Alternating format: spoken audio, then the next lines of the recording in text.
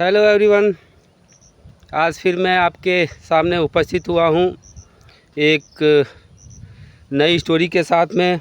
ये group fun Joy channel की चौथी स्टोरी है और तीसरी स्टोरी में आपने अगर सुना होगा तो भरवितना की कहानी थी और ये चौथी स्टोरी है।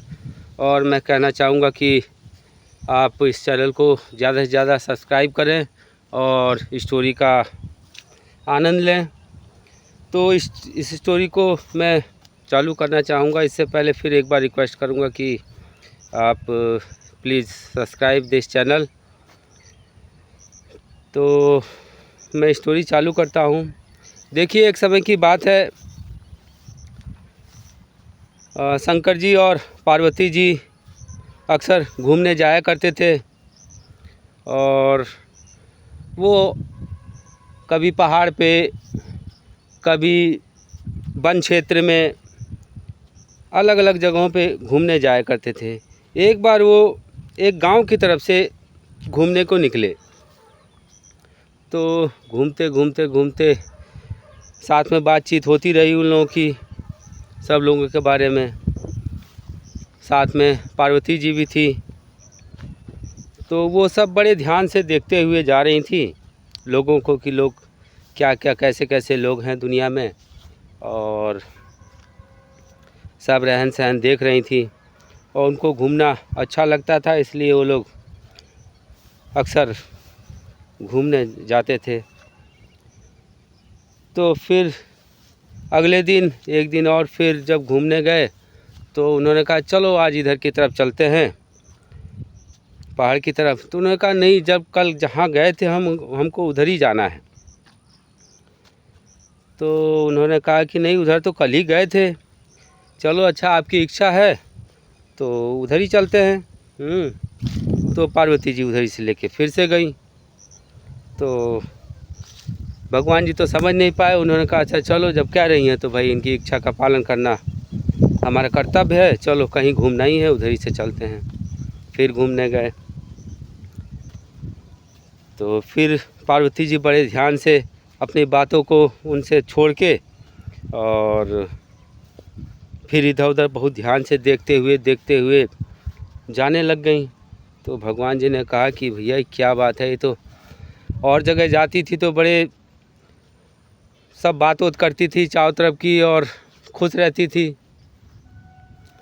अब ये ऐसा क्यों दुखी सी हो गई हैं। तो उन्होंने कारण पूछा। तो उन्होंने कहा अच्छा ठीक है, आज तो नहीं बताऊंगी मैं, फिर समय आने पे बताऊंगी। फिर अगले दिन फिर घूमने की बारी आई। तो जब अगले दिन फिर घूमने की बारी आई तो उन्होंने कहा चलो अच्छा, आप आज किधर को चलना है। तो पार्वती जी ने कहा नहीं, कल जो गए थे हम लोग फिर से उधर ही को जाएंगे। तो उन्होंने कहा अच्छा चलिए ठीक है। तो ऐसे करते घूमते घूमते 2-3 दिन हो गए, एक ही जगह पे, एक ही गांव के रास्ते में। तो फिर भगवान जी ने फिर वो चुप हो गई। फिर रास्ते में ना कुछ बोले ना चालें, अपना चुप चुप जाएं। तो उन्होंने कहा भगवान जी ने कि बताइए देवी जी, कोई तो बात है कि आप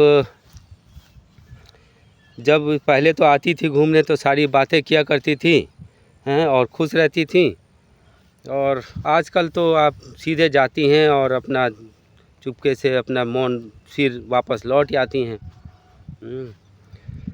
तो काफ़ी आग्रह किया। तो उन्होंने कहा अच्छा ठीक है, कल घूमने फिर यहीं आएंगे तो फिर मैं आपको बताऊंगी। चलिए फिर कल का दिन भी आया। जब कल का फिर दोनों जने घूमने निकले ऊपर आसमान से, आसमान की सैर करते हुए।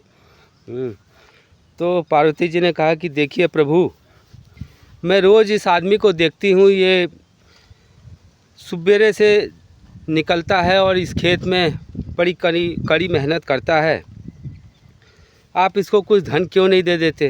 तो उन्होंने कहा कि भाई मैं तो सबको एक ही नज़र से देखता हूँ और इसको जितना मिलना चाहिए ये अपनी मेहनत से कर रहा है, खा रहा है, जी रहा है।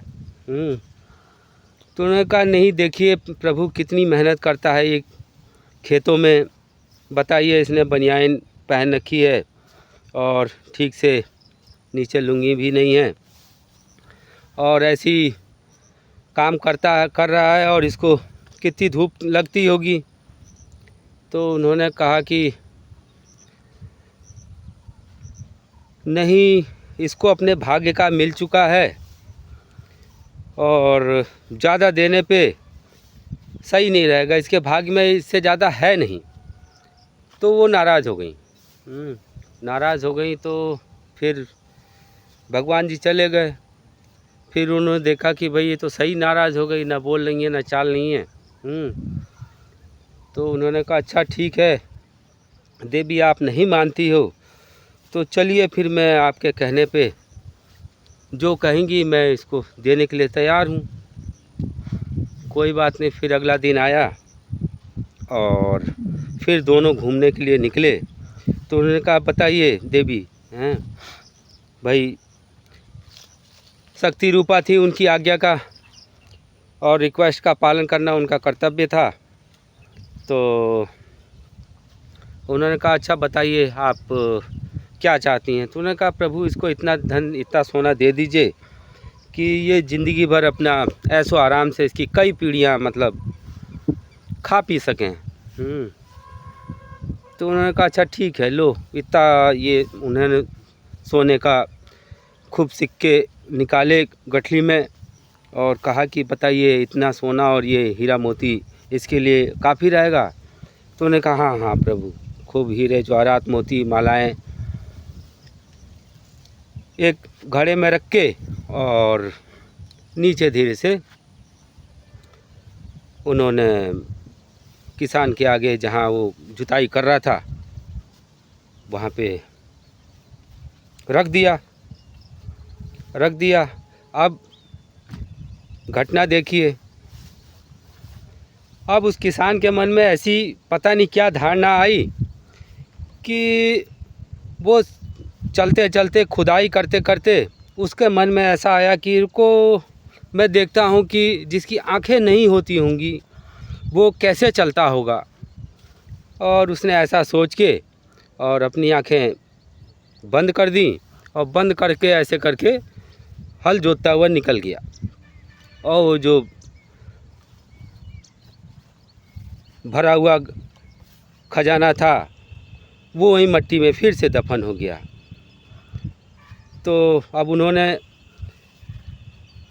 भाई उनके सामने रख दिया और उसके भाग्य में वो था नहीं, फिर से मिट्टी में चला गया। तो भगवान जी ने कहा देखिए देवी, मैंने तो आपके कहने पे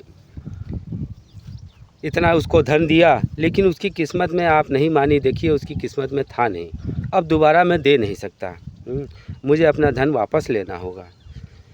फिर पार्वती जी ने कहा कि नहीं प्रभु आप सही थे, जो ये अपनी मेहनत से कर कमा खा रहा है उसमें ही इसको संतुष्ट रहने दीजिए, इसलिए मैं आपकी बात से सहमत हूँ। और इसी के साथ में मैं ये अपनी चौथी स्टोरी भाग्य से ज़्यादा नहीं मिलता करके मैं समाप्त करता हूँ। और फिर मैं अपने श्रोताओं से कहना चाहूँगा कि प्लीज़ सब्सक्राइब दिस चैनल। और फिर अगली एक नई स्टोरी के साथ में मैं फिर से आपके सामने आऊँगा।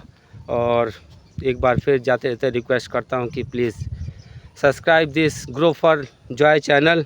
इस चैनल में आपको भक्ति रिलेटेड एंड कुछ Bollywood and Bhojpuri song and interesting story जो मैं ऐसे ही सुनाता रहता हूँ आपको वीडियो सेक्शन में मिलेंगी। और मेरे वीडियो सेक्शन में जाएंगे तो सेक्शन स्टोरी में जाके ये आपको स्टोरियाँ सुनने को मिल जाएंगी। इसलिए ओके, बाय बाय।